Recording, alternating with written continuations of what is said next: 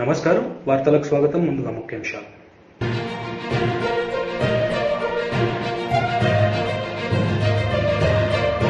కర్ణాటకలో కాంగ్రెస్ గెలుపుపై హర్షం వ్యక్తం చేస్తున్న రేవంత్ రెడ్డి, తెలంగాణలో కూడా అధికారం కాంగ్రెస్ దే అని ధీమా వ్యక్తం.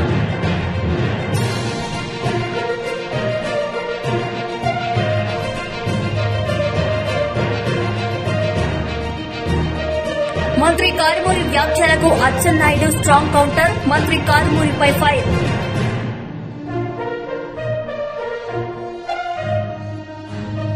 రాష్ట్రంలో హిందూ సంఘటిత శక్తిని చాటేందుకు కరీంనగర్లో 1,00,000 మందితో హిందూ ఏక్తా యాత్ర నిర్వహించినట్లు భాజపా రాష్ట్ర అధ్యక్షుడు బండి సంజయ్ ప్రకటించారు. హిందూ ఏక్తా యాత్ర ద్వారా 14వ తారీఖు నాడు సాయంత్రం 4 గంటలకు వైశ్యబంధు నుంచి నిర్వహించినటువంటి హిందూ ఏక్తా యాత్రలో తెలంగాణ రాష్ట్ర వ్యాప్తంగా కార్యకర్తలు, హిందూవాదులందరూ కూడా, ముఖ్యంగా యువకులందరూ కూడా, హిందూ ధర్మం గురించి ఆలోచించే యువకులు, హిందూ సమాజం అంతా కూడా వాళ్ళ ఈ నెల 14వ తారీఖు నాడు జరిగే హిందూ ఏకయాత్రలో పాల్గొంటున్నారు. పాల్గొనాల్సింది కూడా విజ్ఞప్తి చేస్తున్నాం. దీని ద్వారా ఒక సంకేతం, హిందూ సమాజం సంఘటితంగా ఉంది, హిందూ సమాజం యొక్క సంఘటిత శక్తిని ప్రదర్శించడానికి, హిందువులో ఐక్యత ఉందని ప్రదర్శించడానికి, హిందువుల జోలికొస్తే హిందువులను కించపరిచే ప్రయత్నం చేస్తే ఈ విధంగా మా ఐక్యతను ప్రదర్శిస్తామని చెప్పి ఒక సంకేతం ఇవ్వడానికి ఈ హిందూ ఏకతా యాత్ర నిర్వహిస్తా ఉన్నాం. మరి తెలంగాణ రాష్ట్రంలో ఉన్నటువంటి యువత, హిందువులందరూ కూడా పెద్ద సంఖ్యలో పాల్గొనాల్సిందిగా విజ్ఞప్తి చేస్తున్నాం. దానికి సంబంధించి ఏర్పాట్లన్నీ కూడా పూర్తవుతున్నాయి. ఈ హిందూ ఏకతా యాత్రకు అస్సాం ముఖ్యమంత్రి అయినటువంటి శ్రీ హేమంత్ బిశ్వ శర్మ గారు, అదేవిధంగా జాతీయ ప్రధాన కార్యదర్శి తెలంగాణ రాష్ట్ర ఇన్ఛార్జ్ అయినటువంటి తరుణ్ చుగ్ గారు, దాంతోపాటు కేరళ స్టోరీ సినిమా డైరెక్టర్ గారు, ప్రొడ్యూసర్ గారు ఫోన్ చేశారు, మేము తెలంగాణకు రావాలనుకుంటున్నాం, హిందూ ఏకతా యాత్రలో పాల్గొనాలని చెప్పి అనుకుంటున్నాం అని చెప్పి వారు కూడా రిక్వెస్ట్ చేయడం జరిగింది. వాళ్ళని కూడా తప్పకుండా రమ్మని చెప్పినాం. కేరళ స్టోరీ ఒక మంచి స్ఫూర్తిదాయకమైన సందేశం ఇచ్చే స్టోరీ కాబట్టి తప్పకుండా రమ్మని చెప్పినాం. బట్ వీళ్ళందరూ నాయకులు అందరూ వస్తారు కాబట్టి ఈ హిందూ ఏకతా యాత్రను పూర్తి స్థాయిలో విజయవంతం చేయడానికి ప్రతి ఒక్కరు కష్టపడి పనిచేస్తూ ఉన్నారు. ఇప్పుడు అందరూ స్వచ్ఛందంగా తరలి రావాల్సిందిగా ఈ సందర్భంగా విజ్ఞప్తి చేస్తున్నాం. ఈ కుహనా లౌకికవాదులకు, మైనార్టీ సంతుష్టికరణ విధానం అవలంబించినటువంటి ఈ వ్యక్తులకు, పార్టీలకు గుణపాఠం చెప్పాలంటే హిందూ శక్తిని చాటాలి. రాజకీయాలకు అతీతంగా నిర్వహించినటువంటి హిందూ ఏకతా యాత్ర వేలాదిగా తరలి రావాల్సిందిగా విజ్ఞప్తి చేస్తూ 1,00,000 మంది టార్గెట్ పెట్టుకున్నాం. పెద్ద ఎత్తున తరలి వచ్చే అవకాశం ఉన్నాయి. అన్ని ఏర్పాట్లు కూడా ముందుకు సాగుతూ ఉన్నాయి. దాంతోపాటు మన జగిత్యాలలో జరిగిన సంఘటన నిజంగా సభ్య సమాజం తలదించుకునే ప్రభుత్వం వివరించిన తీరు వల్ల జగిత్యాల ఎస్ఐ గారు అనిల్ యాదవ్ గారి యొక్క శ్రీమతి గారు వాళ్ళ ఇంటికి పోయి తిరిగి ఆర్టీసీ బస్సులో 2 పసిపిల్లలతో బస్సులో ప్రయాణిస్తున్న సందర్భంలో చేతిలో ఉన్న పసిపాప పాల కోసం ఆకలితో ఏడిస్తే పక్కకున్నటువంటి బుర్కా వేసుకున్న మహిళ రిక్వెస్ట్ చేసింది. ఆమె చిన్న పసిపాప ఏడుస్తున్నది, కొంచెం ప్లేస్ ఇవ్వండి, పాప పాలు ఇవ్వాలని చెప్తే కనీసం మానవత్వం లేకుండా ఆ మహిళ మీద ఇష్టానుసారంగా మాట్లాడము, బస్సులో అందరూ కూడా నిలువరించే ప్రయత్నం చేస్తే కూడా ఆ 2 మహిళలో ఒక్క మహిళను కనీసము సీటు ఇవ్వకపోవడమే కాకుండా ఇష్టానుసారంగా ఈ మాట్లాడము, కావాలనే గొడవ పెట్టుకునే ప్రయత్నం చేయడము, ఈ ఎస్ఐ గారు శ్రీమతి పట్టించుకోకుండా వెనుక సీట్లో పోయి ఆ పసిపాప పాలు ఇస్తుంటే కూడా కనీసం అడ్డుకునే ప్రయత్నం చేసి ఇష్టానుసారంగా అసభ్యంగా మాట్లాడే ప్రయత్నం చేస్తుండమే కాకుండా వాళ్ళ మనుషులకు, వాళ్ళ వర్గానికి సంబంధించిన వ్యక్తులకు, వాళ్ళ కుటుంబ సభ్యులకు ఫోన్ చేసి రప్పించుకునే ప్రయత్నం చేస్తే ఎస్ఐ గారి శ్రీమతి భయపడి ఎస్ఐ గారికి ఫోన్ చేసింది. అప్పటికైనా డ్యూటీలో ఉన్నా ఏం కాదని చెప్పి ఎస్ఐ గారు చెప్తుంటే నాకు భయంగా ఉంది, ఇక్కడ పరిస్థితి బాగలేదు, దయచేసి రండి అని చెప్తే అప్పుడే వచ్చిన ఎస్ఐ గారు ఈ విషయాన్ని క్లోజ్ చేసే ప్రయత్నం చేస్తున్నాడు.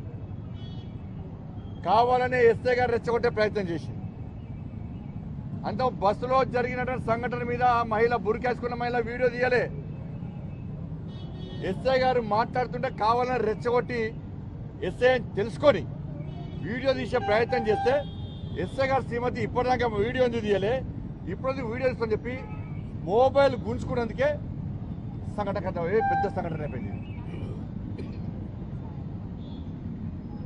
ఏమీ మాట్లాడకుండా, జరిగినటువంటి విషయం తెలుసుకోకుండా, విచారణ జరపకుండా ఎంఐఎం పార్టీ నాయకులు వచ్చి హైదరాబాద్ నుంచి ఎంఐఎం పార్టీ నాయకులు ఫోన్ చేస్తే, ప్రెషర్ తీసుకొస్తే, ఒత్తిడి తీసుకొస్తే వాళ్ళ అమాయకుడైనటువంటి ఎస్ఐ అనిల్ యాదవ్ గారిని సస్పెండ్ చేయడం ఎంతవరకు కరెక్టో రాష్ట్ర ప్రభుత్వం చెప్పాలి, బీఆర్ఎస్ పార్టీ నాయకులు చెప్పాలి. ఇలా ఒక ఎస్ఐగా ఉండి వాళ్ళ భార్య ఆర్టీసీ బస్సులో ప్రయాణిస్తుందంటేనే ఎస్ఐ యొక్క నిజాయితీని ప్రభుత్వం అర్థం చేసుకోవాలి, సమాజం అర్థం చేసుకోవాలి. ఎస్ఐ భార్య అండి, ఎస్ఐ గారి భార్య ఆర్టీసీ బస్సులో ఎండాకాలం 2 పసి పిల్లలతో ప్రయాణం చేస్తున్నది. పసి పాపకు ఆకలేస్తే పాలిస్తా అని చెప్పి రిక్వెస్ట్ చేసింది. ఎస్ఐ గారు దాడి చేసిరని సస్పెండ్ చేశారు. ఎస్ఐ గారు దాడి చేసిన వీడియోస్ ఉన్నాయి ఏమన్నా? మానవత్వంతో ఆలోచించాలి. ఏం కేసు పెట్టారు? ఎస్ఐ గారు సస్పెండ్ చేశారు. వాళ్ళ భార్య మీద ఇంకో కానిస్టేబుల్ న్యూసెన్స్ కేసు అట, బస్సు ఆపి గొడవ వేసిరట. బా, ప్రభుత్వం ఎంత స్పందించిందా నిజంగా. ఓల్డ్ సిటీలో కరెంటు బిల్లు కొడితే ప్రభుత్వం స్పందించేది. చాలన్ల కోసము పోలీసులు నడితే పోలీసులు దాడులు చేస్తే ప్రభుత్వం స్పందించేది. ఉగ్రవాదులు టెర్రరిస్టులు స్థావరాలు పోయి చెక్ చేస్తే దాడులు చేస్తే పోలీసులు ప్రభుత్వం పట్టించుకోదు. నేను ఇప్పటివరకు దీని గురించి మాట్లాడలే. దీన్ని మతం కోణంతో మేము చూడలే. మొన్న జరిగిన సంఘటన ఇది మతాలకు సంబంధించిన సమస్య కాదని చెప్పి నేను మాట్లాడలే ఇప్పటివరకు కూడా. కానీ ఏం చేశారు? కర్ణాటకలో కాంగ్రెస్ గెలుపుపై హర్షం వ్యక్తం చేశారు పీసీసీ చీఫ్ రేవంత్ రెడ్డి. ఈ సందర్భంగా ఆయన మీడియాతో మాట్లాడారు. ఫలితాలు దేశ స్థాయిలో ఒక తుఫాను లాగా, ఒక సునామీ లాగా ఈ దేశ రాజకీయాలలో పెను మార్పు తీసుకురాబోతున్నాయి. కాబట్టి ఇప్పటికైనా మర్యాద పురుషోత్తముడు శ్రీరామచంద్రుడిని అడ్డం పెట్టుకొని ఈ దేశంలో రాజకీయాలలో విస్తరించాలనే ప్రయత్నం చేసిన భారతీయ జనతా పార్టీ ఇక శ్రీరామచంద్రుడి వల్ల ప్రయోజనం లేదు అని చెప్పి శ్రీరామచంద్రుడిని వదిలేసి బజరంగ బలి పేరు మీద రాజకీయ ప్రయోజనం పొందాలని చూసిండ్రు. శ్రీరామచంద్రుడిని అవమానించిన భారతీయ జనతా పార్టీని బజరంగ బలి ఆశీర్వదించాడు. ఈరోజు బజరంగ బలి బీజేపీ యొక్క మతతత్వ రాజకీయాలను తిరస్కరించి ఈ దేశం యొక్క సంక్షేమం కోసం, అభివృద్ది కోసం, సమైక్యత కోసం ఈరోజు బజరంగ బలి తీర్పు ఇవ్వబోతున్నాడు. కాబట్టి ఇప్పటికైనా బీజేపీ నాయకులు మతాన్ని అడ్డం పెట్టుకొని రాజకీయ ప్రయోజనం పొందాలన్న ఆలోచన నుంచి బయటకు వచ్చి ఈ దేశం యొక్క అభివృద్దిని, సంక్షేమాన్ని ఏ రకంగా ముందుకు తీసుకెళ్తారో ప్రజలు గౌరవించాల్సిన బాధ్యత ఉన్నది. అదేవిధంగా నరేంద్ర మోడీ గారు పూర్తి స్థాయిలో కర్ణాటకలో రాజకీయ ప్రయోజనాల కోసం ప్రయత్నం చేసిండు. బీజేపీని ఓడించడం ద్వారా నరేంద్ర మోడీని తిరస్కరించారు. జేడీఎస్ ను తిరస్కరించడం ద్వారా కేసీఆర్ ను ఓడించారు. కర్ణాటక ఎన్నికల ఫలితాలలో నరేంద్ర మోడీ, కేసీఆర్ గారు ఇద్దరు అక్కడి ప్రజల్ని తిరస్కరించారు. ఇవాళ కాంగ్రెస్ పార్టీని గెలిపించడం ద్వారా, అస్థిరత రాజకీయాల ద్వారా, బంద్ అసెంబ్లీ ద్వారా తన మనుగడ సాధించాలనుకున్న కేసీఆర్ ను ఇవాళ కర్ణాటక ప్రజలు తిరస్కరించారు. అదేవిధంగా విద్వేషపూరితమైన రాజకీయాలను మోడీని తిరస్కరించారు. సుస్థిర పరిపాలనను, దేశం యొక్క సంక్షేమం కోసం ఈరోజు కర్ణాటక ప్రజలు కాంగ్రెస్ కు అనుకూలంగా తీర్పిచ్చారు. ఈ తీర్పును కాంగ్రెస్ పార్టీ తెలంగాణ శాఖ సాదరంగా ఆహ్వానిస్తుంది. ఇదే ఫలితాలు దేశవ్యాప్తంగా రాబోతున్నాయి. తెలంగాణ ప్రభావం ఉంటుంది, కర్ణాటక ఎన్నికల ప్రభావం ఖచ్చితంగా. మేము మొదటి నుంచి చెప్తూనే ఉన్నాం, దక్షిణ భారతదేశంలో భారతీయ జనతా పార్టీకి స్థానం లేదు. ఆ తీర్పు ఇవ్వడం ద్వారా మోడీని తిరస్కరించడం ద్వారా కర్ణాటక ప్రజలు తీర్పిచ్చారు. దాంతో కేరళలో కానీ, తమిళనాడులో కానీ, ఆంధ్రప్రదేశ్లో కానీ, కర్ణాటకలో కానీ, తెలంగాణలో కానీ దక్షిణ భారతదేశంలో మోడీని, బీజేపీని ప్రజలు స్పష్టంగా తిరస్కరించారు. రెండవది, జేడీఎస్ ద్వారా అన్ని అసెంబ్లీ తీసుకొచ్చి అస్థిర రాజకీయాలను సృష్టించి తమ అధికారాన్ని సుస్థిరం చేసుకోవాలని కేసీఆర్ ఏదైతే ప్రయత్నం చేసిందో ఆ ప్రయత్నాన్ని కూడా తిప్పికొట్టిండ్రు. కాబట్టి ఇప్పుడు స్పష్టంగా కాంగ్రెస్ తో కూడుకున్న ప్రభుత్వమే తమిళనాడులో వచ్చింది. స్వయంగా కాంగ్రెస్ ప్రభుత్వమే కర్ణాటకలో వస్తుంది. రేపు తెలంగాణలో కూడా సుస్థిరమైన కాంగ్రెస్ ప్రభుత్వాన్ని ఏర్పాటు చేయబోతున్నాము. విభజించు పాలించు విధానానికి, అస్థిర రాజకీయాలకు శాశ్వతంగా కాంగ్రెస్ చరమగీతం పాడబోతుంది. ఈ ఫలితాలు రాహుల్ గాంధీ గారి యొక్క భారత్ జోడో యాత్ర వల్ల వచ్చిన ఫలితాలు భవిష్యత్తులో ఇంకా వేగంగా ఈ ఫలితాలు ముందుకు వెళ్లబోతున్నాయి.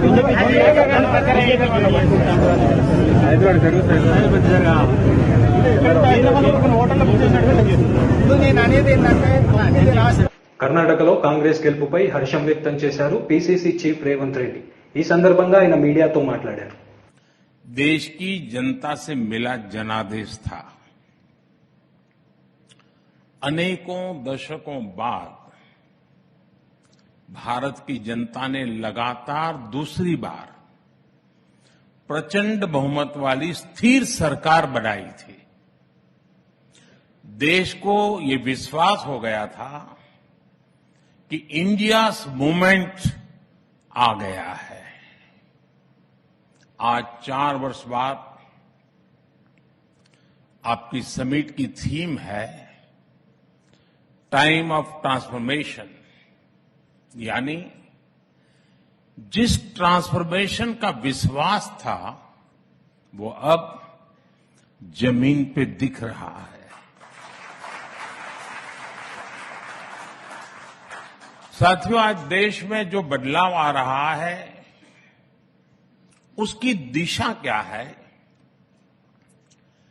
इसको मापने का एक तरीका है अर्थव्यवस्था के विकास और विस्तार की गति। भारत को $1 ट्रिलियन की अर्थव्यवस्था बनने में लगभग 60 साल लगे, 60 इयर्स। 2014 तक हम लोग किसी तरह $2 ट्रिलियन के मार्क तक पहुंच पाए थे,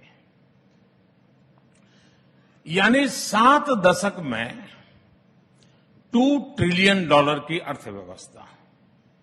लेकिन आज हमारी सरकार के 9 वर्ष बाद भारत आज लगभग $3.5 ट्रिलियन इकोनॉमी वाला देश है।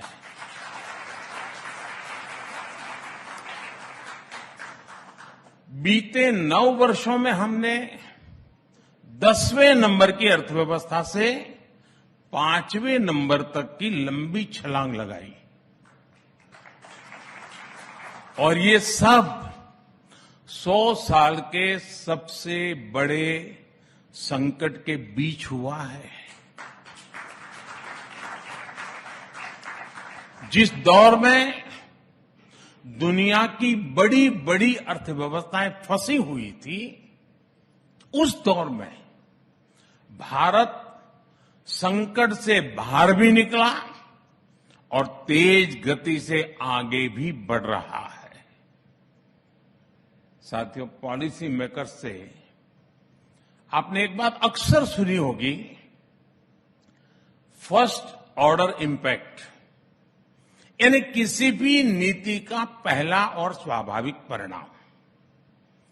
फर्स्ट ऑर्डर इंपैक्ट ही पॉलिसी का पहला लक्ष्य होता है, और ये कम समय में दिखने लगता है।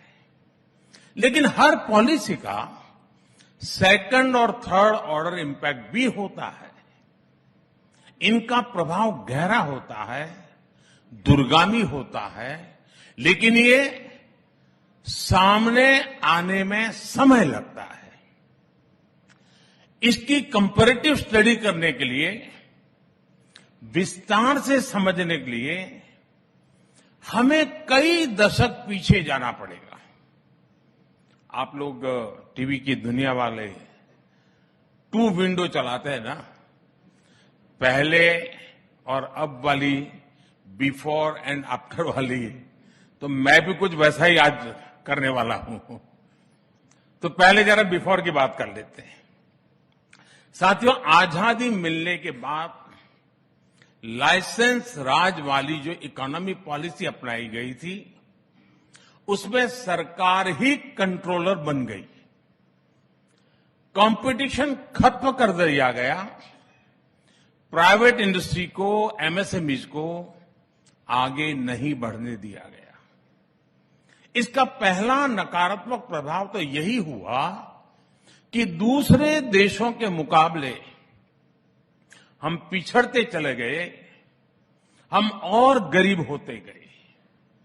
उन नीतियों का सेकंड ऑर्डर इंपैक्ट और भी बुरा हुआ। भारत की कंजम्पशन ग्रोथ दुनिया के मुकाबले बहुत कम रह गई।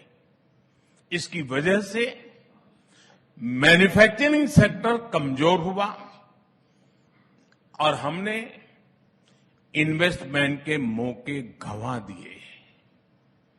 इसका तीसरा प्रभाव यह हुआ कि भारत में इनोवेशन का माहौल ही नहीं बन सका।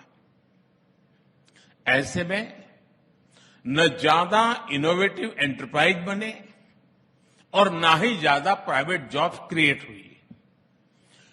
युवा सिर्फ और सिर्फ सरकारी नौकरी के भरोसे रहने लगे। देश की कई प्रतिभाओं ने तब काम का माहौल ना देखकर देश छोड़ने तक का फैसला कर लिया।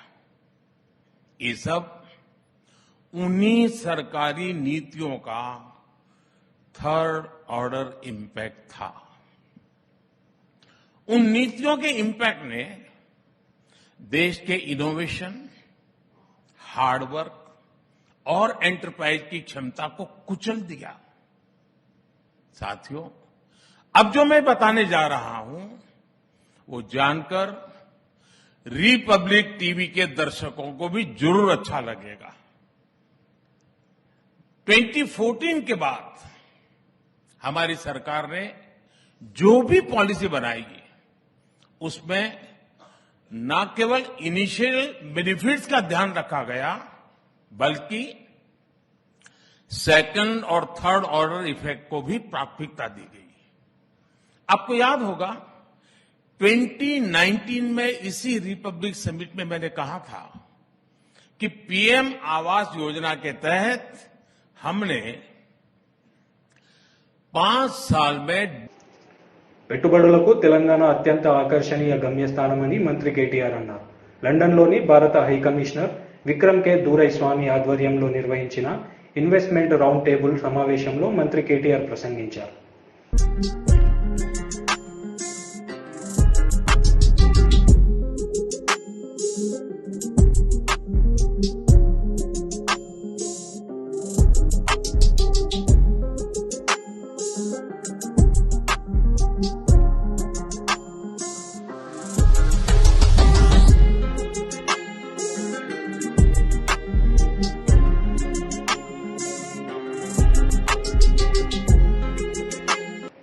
మంత్రి కారమూరి వ్యాఖ్యలకు అచ్చెన్నాయుడు స్ట్రాంగ్ కౌంటర్ ఇచ్చారు. ఈ సందర్భంగా అచ్చెన్నాయుడు మంత్రి కారమూరిపై మండిపడ్డారు. తిట్టాడు, ఎర్రి పప్పు అంటాడు. పోనీ తప్పైపోయిందని లెంపలేసుకుంటాడంటే దానికి కొత్త అర్థం. ఎర్రి పప్పు అంటే బుజ్జి కన్నాట. అయ్యా మంత్రి గారు, మీ ముఖ్యమంత్రికి, మీ మంత్రులకి పేర్లు మార్చుకోండి. మీరే చెప్పారు కదా ఎర్రిపప్పు అంటే బుజ్జి కన్నని. జగన్మోహన్ రెడ్డి ఎర్రిపప్పు 1, కారుమూరు నాగేశ్వరరావు ఎర్రిపప్పు 2. మీ మంత్రులందరికీ ఎర్రిపప్పు అని పేరు పెట్టుకుంటే మీరు చెప్పిన దానికి ఒక అర్థం ఉంటుందని ఈ సందర్భంగా మీ అందరికీ కూడా తెలియజేస్తున్నాను. న్యూఢిల్లీలో డెమోక్రసీ ఇన్ కోమా పుస్తకాన్ని బీజేపీ జాతీయ అధ్యక్షుడు జేపీ నడ్డా విడుదల చేశారు. ఈ సందర్భంగా ఆయన ప్రసంగించారు. Whatever ism they would like to adopt, I am not referring to any ideologies for which England or America may stand or their sins of omission and commission. But there are certain fundamental and basic ideologies for which India has stood and even stands today. We stand for freedom, we stand for freedom of expression, we stand for freedom of thought, we stand for freedom of religion, and our constitution is based on sound principles of democracy. This he spoke on in 1950, on 6th December in Parliament.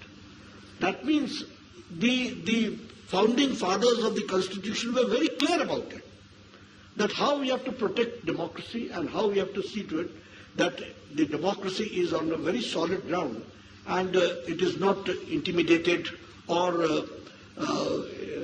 taken for a ride or something of that sort.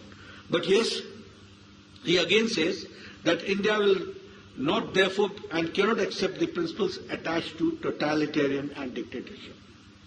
So we have rejected this totalitarian society, dictatorship society.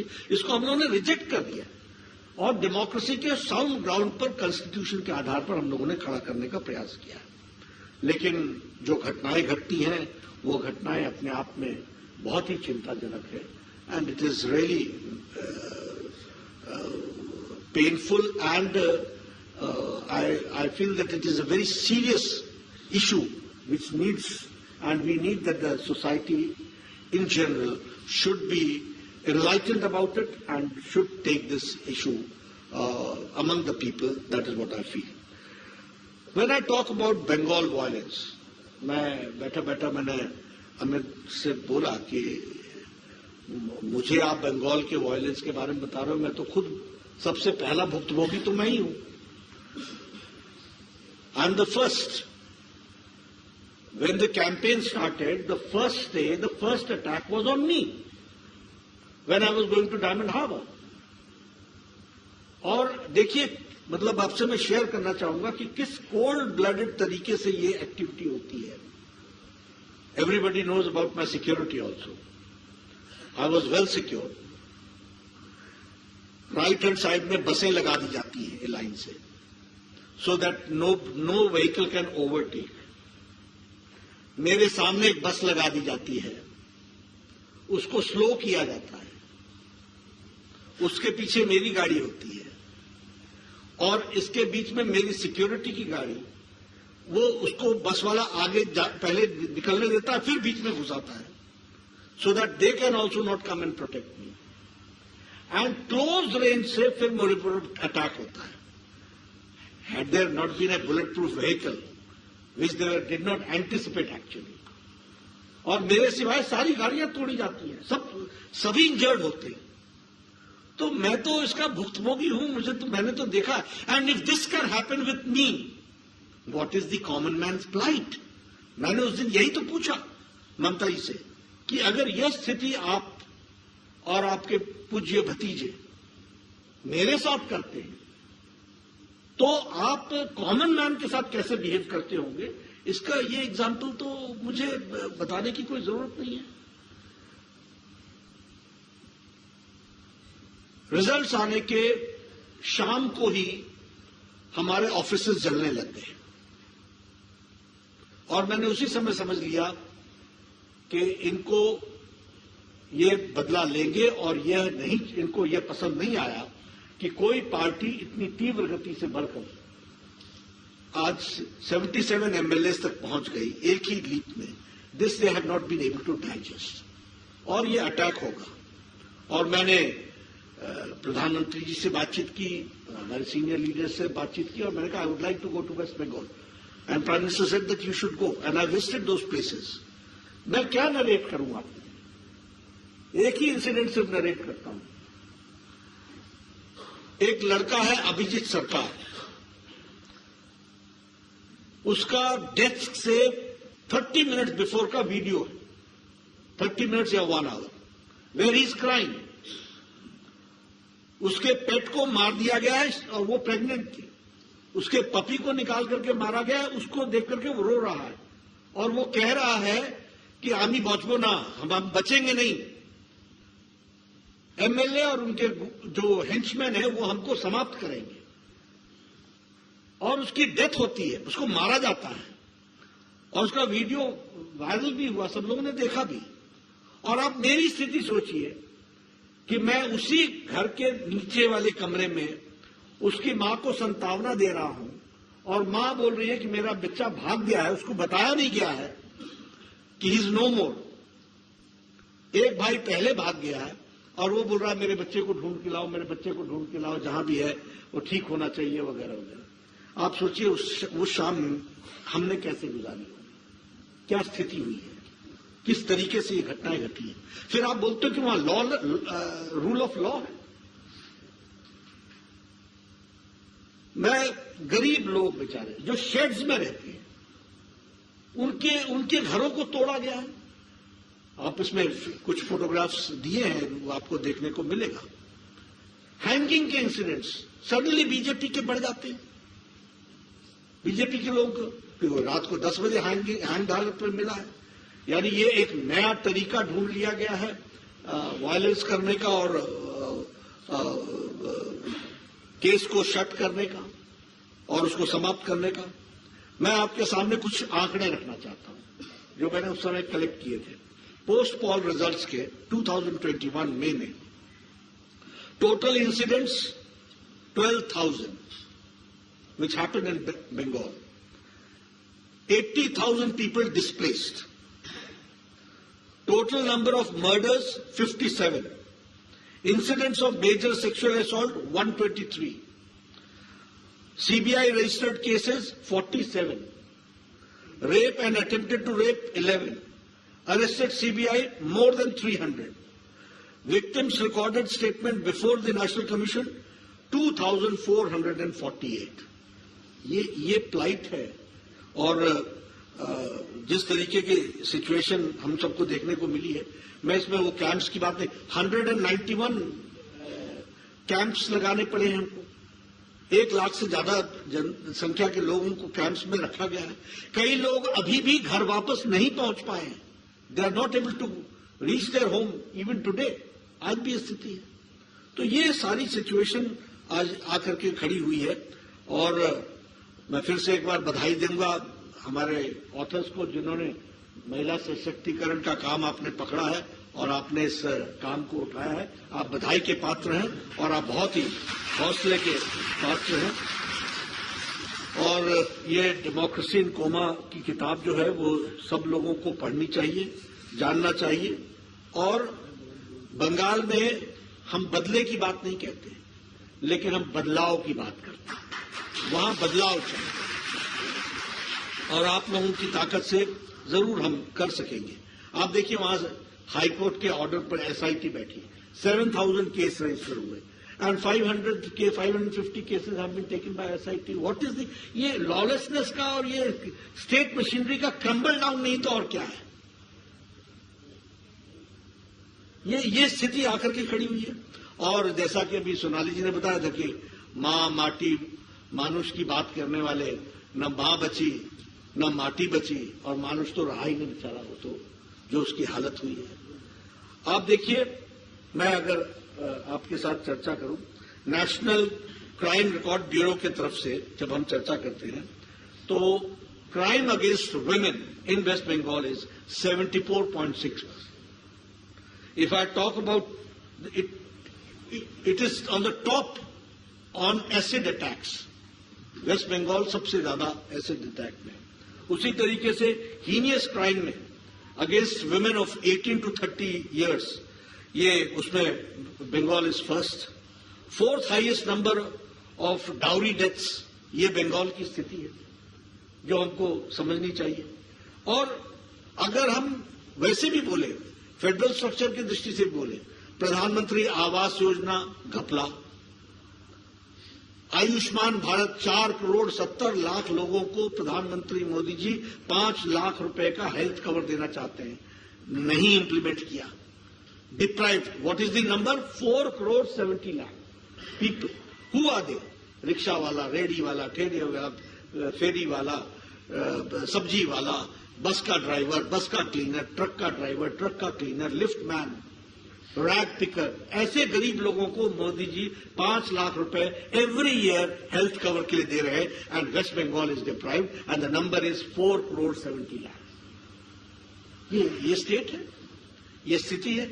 उसी तरीके से पोषण का fund divert कर देते हैं. मनरेगा का fake job cards के तहत एक बहुत बड़ा स्कैम होता है और गवर्नमेंट ऑफ इंडिया को यूटिलाइजेशन सर्टिफिकेट नहीं दिया जाता है. फिर ममता जी ये भी चिल्लाती हैं कि हमारे साथ अन्याय हो रहा है. तुम पैसे का हिसाब न दो, आप యూటిలైజేషన్ సర్టిఫికేట్ నద్దు, आप भारत के कानून. వార్తలు ముగించే ముందు ముఖ్యాంశాలు మరోసారి.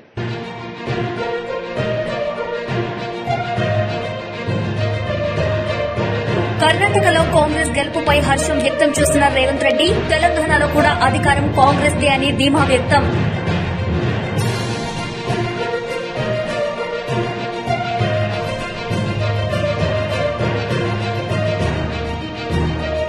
మంత్రి కారుమూరి వ్యాఖ్యలకు అచ్చెన్నాయుడు స్ట్రాంగ్ కౌంటర్, మంత్రి కారుమూరిపై ఫైర్.